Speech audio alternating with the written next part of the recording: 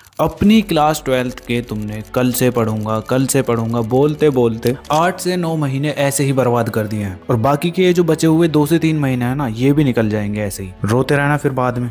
मुझे नहीं पता तुम्हारे क्लास 9th में कितने आए थे, क्लास 10th में कितने आए थे और क्लास 11th में कितने मार्क्स आए थे। मुझे बस इतना पता है तुम्हारे क्लास 12th में आज तक के सबसे ज्यादा मार्क्स आ रहे होंगे। बस तुम्हें अपने पूरे दिन को अच्छे से प्लान करना है। वो कैसे होगा? वो इस टाइम टेबल की हेल्प से होगा। So hi everyone, this is Mukul Bhardwaj और आज की वीडियो में हम बात कर रहे होंगे क्लास 12th के लिए एक परफेक्ट टाइम टेबल की। ये जो तुम्हारे लास्ट के 2 से 3 महीने हैं ना, यही तुम्हारा पूरा क्लास 12th की जर्नी को डिसाइड करेंगे। अब तुम्हें अपने आसपास बिल्कुल भी नहीं देखना है, बस अपने ऊपर फोकस करो। ना कोई बहाना बनाना है, ना कोई अपने आप को एक्सक्यूज देने हैं। बस अब तुम्हारा मेन मोटिव होना चाहिए स्टडी, और इसीलिए ये वीडियो क्रिएट की गई है। तो टाइम टेबल से पहले मैं तुम्हें एक ऐसा सिस्टम क्रिएट करके दूंगा, तुम अपने आप स्टडी करने लगोगे। मतलब तुम्हारा मन लगेगा स्टडी करने में। वो किसके हेल्प से होगा? वो होगा इन 4 मस्ट डू थिंग्स के हेल्प से, जिसके अंदर फर्स्ट है तुम्हारा हेल्दी डाइट। तो सिंपली तुम्हारी 2 तरह की मील होती हैं, एक तो लाइट मील और एक हैवी मील। ये तुम अपनी स्क्रीन पर देख सकते हो, ठीक है। अब ये मैंने इसलिए बोला क्योंकि अगर तुम मॉर्निंग में उठ के हैवी मील ले रहे हो ना, तो पूरा दिन तुम्हारा बेकार ही जाने वाला है। पता चला सुबह उठे और ठूसने लग गए 4-5 रोटियां। तो ऐसा नहीं करना है। क्या करना है अभी बताऊंगा आगे। तुम्हें सिंपली अपने पूरे दिन को इन 3 पैटर्न में यूज करना है। फर्स्ट, तुम्हारा मॉर्निंग में जब तुम ब्रेकफास्ट करोगे उस टाइम पे तुम्हारा लाइट मील होना चाहिए। सेकंड, तुम्हारा आफ्टरनून में हैवी मील होना चाहिए। एंड थर्ड, नाइट में तुम्हारा फिर से लाइट मील होना चाहिए। इससे तुम्हारी पूरी डाइट बैलेंस्ड रहेगी, ठीक है। बिकॉज तुम अगर ज्यादा खाओगे तो भी तुम्हें प्रॉब्लम होगी, कम खाओगे तो भी प्रॉब्लम होगी। तो उसके लिए तुम्हें ना ज्यादा खाना है ना कम खाना है, बस सिंपली एक बैलेंस बनाए रखना है। बस तभी तुम्हारा माइंड अच्छे से वर्क करेगा। इसीलिए तुम्हारी सेकंड मस्ट डू थिंग है माइंड के लिए, जो है तुम्हारी माइंड एक्सरसाइज। तो इसके लिए तुम्हें सिंपली मेडिटेशन करना है। अब मेडिटेशन से क्या होता है? मेडिटेशन के फायदे हैं स्ट्रेस, टेंशन, ओवर थिंकिंग, बार बार चीजों को भूलना, मूड स्विंग्स होना और बर्न आउट फील करना। ये सब चीजें तुम्हारी खत्म हो रही होंगी अगर दिन में तुम मेडिटेशन करते हो तो। अब किस टाइम और कितनी देर के लिए ये करना है तुम्हें, वो मैं तुम्हें अभी आगे टाइम टेबल के अंदर बताऊंगा। तो कैसे करते हैं मेडिटेशन, आओ चलो बताता हूँ। सिंपली तुम्हें एक शांत जगह पर बैठ जाना है और फिर तुम्हें अपने माइंड में ना तो कुछ थॉट आवाने हैं और ना ही कुछ करना है। बस अपने माइंड को एकदम ब्लैंक कर दो और बस अपनी ब्रीदिंग पर फोकस करो, इन एंड आउट। साथ में तुम्हारी बॉडी में क्या क्या रिएक्शंस हो रहे हैं उन पर फोकस करो। और वो भी नहीं कर पाते ना, तो फिर एक काम करना, कोई एक वर्ड पकड़ना, उसकी चैंटिंग करते रहना। जैसे तुम ओम वर्ड बोल सकते हो, और तुम्हारी कास्ट अलग है तो तुम्हारा जो मन करे वो बोल लेना। मतलब कहने का मतलब ये है कि तुम्हें बस अपने प्रेजेंट पर फोकस करना है, अपने ऊपर थोड़ा टाइम स्पेंड करना है, ठीक है। बस यही करना है मेडिटेशन के अंदर। अब इसके बाद थर्ड मस्ट डू थिंग है तुम्हारी फॉर हेल्थ। अब इसके लिए क्या करना है? इसके लिए सिंपली तुम्हें वर्कआउट करना है दिन में 30 मिनट के लिए बस। उसमें तुम कर सकते हो running, gymming, home workout and yoga. इससे होगा क्या कि तुम्हारी बॉडी एकदम फिट रहेगी, और जैसे ही तुम्हारी बॉडी फिट है वैसे ही तुम्हारा स्टडी में अपने आप ही मन लगने लगेगा। तुम्हारी माइंड और बॉडी अच्छे से काम करने चाहिए, तभी तुम एकदम अच्छे से स्टडी करोगे। इसीलिए मेडिटेशन एंड वर्कआउट दोनों जरूरी है। अब इतना कर लेते हो तो उसके बाद तुम्हारी लास्ट मस्ट डू थिंग है सोशल मीडिया एडिक्शन। इसको तुम्हें ओवरकम करना है, बिकॉज ये सोशल मीडिया एप्स तुम्हारा बहुत ही ज्यादा टाइम कंज्यूम करते हैं और अब तो तुम्हारे लिए एक एक सेकंड भारी है, क्योंकि तुम्हारे पास टाइम नहीं है इतना। और सोशल मीडिया एडिक्शन के लिए मैंने ये वाली वीडियो अपलोड कर रखी है, लिंक मैं तुम्हें डिस्क्रिप्शन में दे दूंगा, इसको भी तुम जाके देख सकते हो। बाकी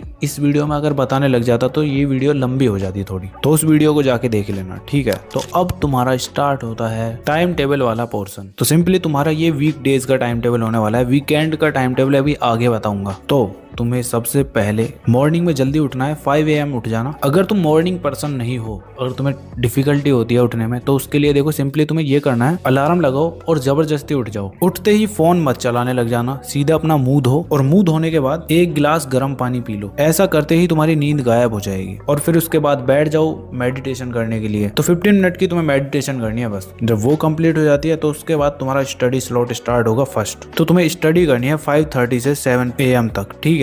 जब वो हो जाता है तो उसके बाद ब्रेकफास्ट वगैरह करा के तुम्हें अपने स्कूल के लिए रेडी होना है, और स्कूल टाइमिंग हो जाती है तुम्हारी 8 AM से 2 PM तक, बिकॉज मेजोरिटी बच्चों का यही टाइम है स्कूल का, ठीक है। इसके बाद तुम्हारा स्टार्ट होता है आफ्टरनून स्लॉट। जैसे ही तुम अपने स्कूल से आ जाते हो तो उसके बाद तुम्हें 30 मिनट का ब्रेक लेना है, और ब्रेक के अंदर तुम करोगे लंच और थोड़ा रेस्ट लोगे, ठीक है। उसके बाद फिर तुम्हारा फिर से स्टडी टाइम स्टार्ट हो जाएगा, जिसके अंदर तुम 2:30 से 4 PM तक स्टडी कर रहे होगे, ठीक है। कोई भी सब्जेक्ट तुम इसके अंदर पढ़ सकते हो, लेकिन अगर तुम्हें नहीं समझ आ रहा है तो मैं अभी आगे बताऊंगा कौन सा सब्जेक्ट इस टाइम पर तुम पढ़ोगे। ठीक है, इसके बाद तुम्हारा ट्यूशन का टाइम स्टार्ट हो जाता है, जो कि तुम्हारा होगा 4 PM से 7 PM तक। ट्यूशन हो या ऑनलाइन क्लास हो, जो भी हो, इस टाइम पीरियड में तुम उसको कंप्लीट कर रहे होगे। ये हो जाता है तो तुम्हारा उसके बाद स्टार्ट होता है नाइट स्लॉट। तो नाइट स्लॉट में तुम फर्स्ट 30 मिनट के अंदर मतलब 7:30 तक तुम डिनर कर लोगे घर आके, और फिर उसके बाद तुम फिर से स्टडी करने के लिए बैठ जाओगे 7:30 से 9 PM तक। इसके अंदर तुम्हें कौन सा सब्जेक्ट पढ़ना है वो भी अभी तुम्हें आगे बताऊंगा। जब ये कंप्लीट हो जाता है तुम्हारा, तो उसके बाद तुम 15 मिनट का ब्रेक लोगे, और फिर उसके बाद तुम्हारा होने वाला है एक और स्टडी स्लॉट जो कि 30 मिनट का होगा बस। एंड जब वो हो जाता है तो उसके बाद फिर अगले 15 मिनट के अंदर तुम सो जाओगे। 10 PM तक तुम्हें सो जाना है। इससे तुम्हारी प्रॉपर 7 आवर्स की स्लीप कंप्लीट होगी। अब यहाँ तक तुम्हें पता चल चुका है कि क्या क्या तुम्हें टाइम टेबल के अंदर करना है। अब तुम्हें यही नहीं पता चल रहा है कि कौन सा सब्जेक्ट किस टाइम पर पढ़ना है, तो वो बताता हूँ चलो। और अगर तुम अपने हिसाब से अरेंज कर सकते हो तो इस पार्ट को स्किप कर सकते हो, क्यों ही टाइम वेस्ट करना। और मेरे तरीके से जानना चाहते हो तो फिर देखो। तो मॉर्निंग में तुम्हें ऐसा सब्जेक्ट पढ़ना है जो थ्योरी वाला हो। तो जो भी तुम्हारे पास स्ट्रीम है, जैसे तुम्हारे पास साइंस है तो तुम केमिस्ट्री पढ़ सकते हो, कॉमर्स है तो तुम बिजनेस स्टडीज पढ़ सकते हो, और आर्ट्स है तो तुम हिस्ट्री पढ़ सकते हो। या फिर तुम ऐसा भी कर सकते हो, जो सब्जेक्ट तुम्हें टफ लगता है उसको भी तुम इस टाइम पीरियड में पढ़ सकते हो। ठीक, उसके बाद तुम्हारा जो आफ्टरनून वाला स्लॉट है, उसके अंदर तुम्हें ऐसा सब्जेक्ट पढ़ना है जो तुम्हारा न्यूमेरिकल बेस्ड हो, क्योंकि आफ्टरनून में ज्यादातर बच्चों को नींद आने लगती है। तो नींद को अगर भगाना है तो तुम्हारा कॉपी पर पेन चलते रहना चाहिए। तो ऐसे सब्जेक्ट कौन से हो सकते हैं? अगर तुम्हारे पास साइंस स्ट्रीम है तो तुम फिजिक्स या मैथ्स में से एक सब्जेक्ट पढ़ सकते हो। बायो वाले हो तो फिजिक्स पढ़ सकते हो, मैथ्स वाले मैथ्स पढ़ सकते हो। ऐसे ही तुम्हारे पास कॉमर्स है तो कॉमर्स वाले